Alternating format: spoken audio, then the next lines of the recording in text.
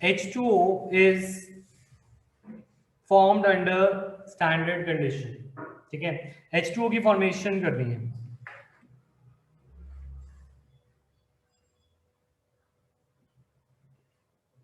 H2 कैसे बनता है? H2 plus O2 gives H2. इसको 1 रखना है,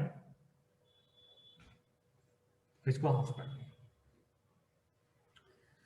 ठीक है, अब इसकी एंथैल्पी चेंज निकालना है. गिवन है एंथैल्पी चेंज कितना गिवन है? -286. अब अगर हमारे पास एंथैल्पी चेंज हो तो इससे तुम डेल्टा एस कैसे निकालोगे? Entropy change. तो एंट्रोपी चेंज का एक फॉर्मूला होता है, वो मैंने नहीं कराया पर तुम्हें लिखना है.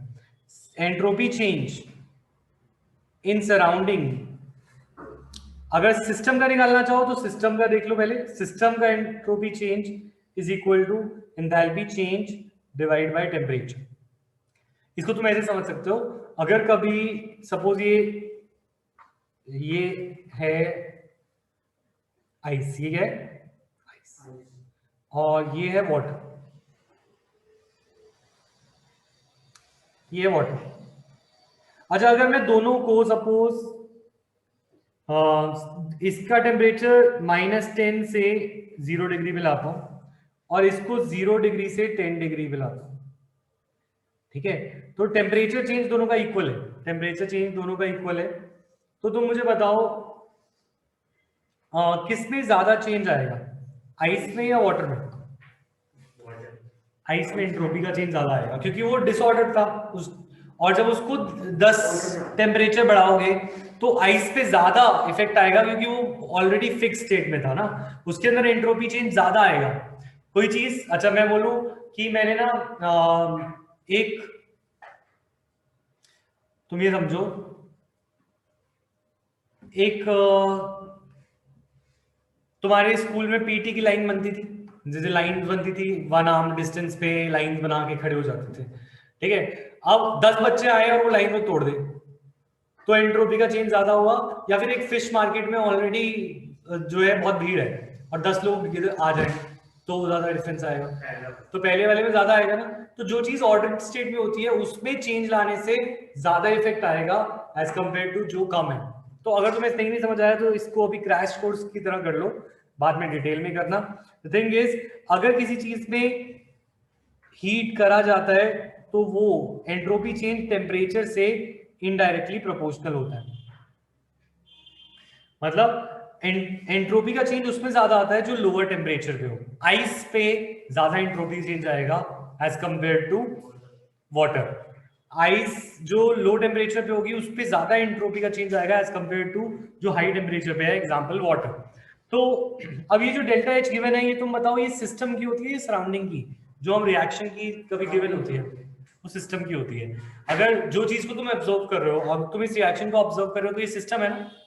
तो जो भी तुम्हें एंथैल्पी गिवन है that is enthalpy of system. अगर तुम्हें सिस्टम की जगह सराउंडिंग ही निकालनी है, अगर एक पानी का ग्लास है, पानी के ग्लास में पानी बना तो इसने -286 रिलीज किया, सिस्टम से सराउंडिंग में गया, यस और नो? अब अगर तुम सराउंडिंग के हिसाब से सोचो तो सराउंडिंग ने वो एब्जॉर्ब किया या रिलीज किया? एब्जॉर्ब. सिस्टम ने रिलीज किया ना, सिस्टम ने 286 जूल्स रिमूव कर दिए, पर सराउंडिंग ने तो वो लिए है. तो अगर सिस्टम का साइन ये है तो सराउंडिंग का साइन उल्टा होगा.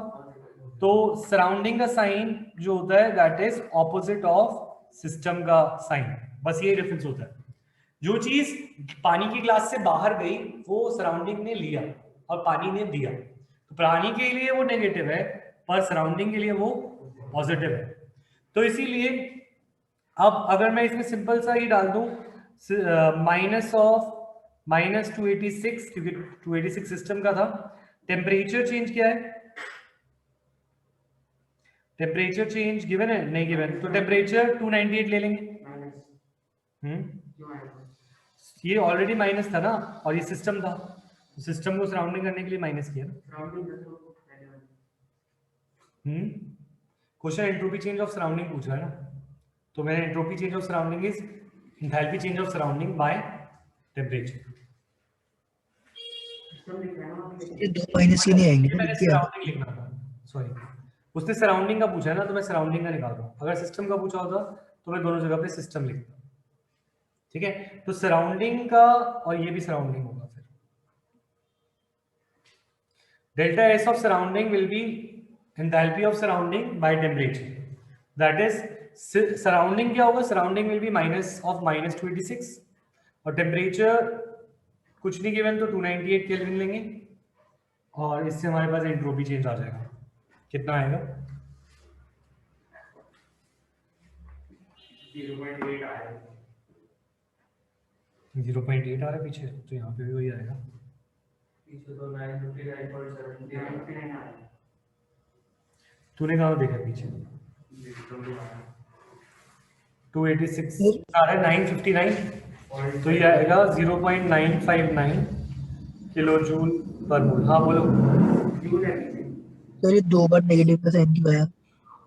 2 बार नहीं आया, एक तो सिस्टम का था, ये क्वेश्चन में गिवन था सिस्टम का -26 है, सराउंडिंग का करने के लिए surrounding is minus of system, तो ये ओके सर। ठीक है। इसके साथ सारे फॉर्मूलाज भी, अच्छा एक फॉर्मूला रह गया था जो मैं तुम्हें बोल रहा था, एक फॉर्मूला और है बस बॉन्ड एंथैल्पी का। Enthalpy of reaction is equal to sum of bond enthalpies of reactants minus sum of bond enthalpies of products. मतलब ये वाला फॉर्मूला फॉर्मेशन का उल्टा है। फॉर्मेशन में क्या किया था, जैसे फॉर्मेशन का क्वेश्चन था, फॉर्मेशन में हमने सम करके स्टोइकियोमेट्री से मल्टीप्लाई करके प्रोडक्ट माइनस रिएक्टेंट किया था। यहाँ पे उल्टा होता है, बॉन्ड एंथैल्पी में रिएक्टेंट माइनस प्रोडक्ट होता है। That means question can come like same as this question, ऐसा क्वेश्चन आ सकता है पेपर में, और इसमें फॉर्मेशन की एंथैल्पीज गिवन है ना, इसकी जगह बॉन्ड एंथैल्पीज गिवन हो सकती है। तो बॉन्ड एंथैल्पी में तुम्हें बस करना क्या होगा कि रिएक्टेंट माइनस प्रोडक्ट, ठीक है। इसके साथ हमारे